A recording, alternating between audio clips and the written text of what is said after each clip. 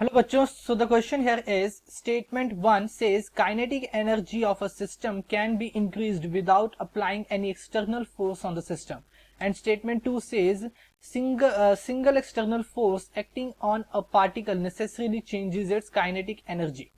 So देखो option A क्या कहता है, both statement 1 and 2 are true and 2 is the correct explanation of statement 1.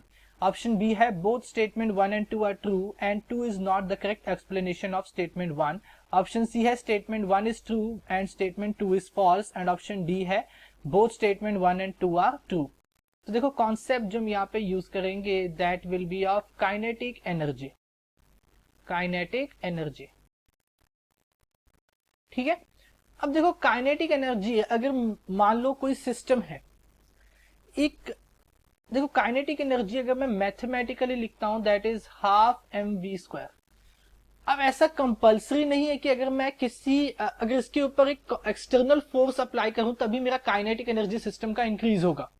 Suppose करो कि एक मेरा फ्रीली फॉलिंग ऑब्जेक्ट है, ठीक है, एक मेरा फ्रीली फॉलिंग ऑब्जेक्ट है, फ्रीली फॉलिंग, तो इसके ऊपर कोई भी एक्सटर्नल फोर्स नहीं है, बट इसके पास एक कांस्टेंट इसके ऊपर एक्सेलरेशन लगेगा which will be downward, and इसकी मैग्नीट्यूड क्या होगा, जी के इक्वल.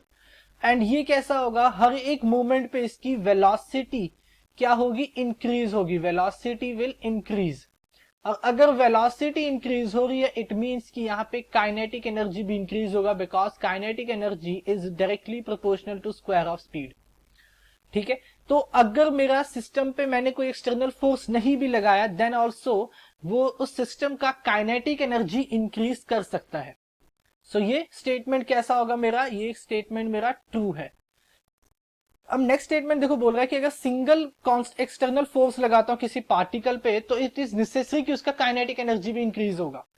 ठीक, अब देखो काइनेटिक एनर्जी को मैं लिखता हूं हाफ mv². अगर मैं इसे इन टर्म्स ऑफ मोमेंटम लिखूं तो ये होता है p² upon twice of m, twice of mass. अब सेकेंड इक्वेशन ऑफ मोशन क्या बोलता है कि s is equals to ut plus half of at².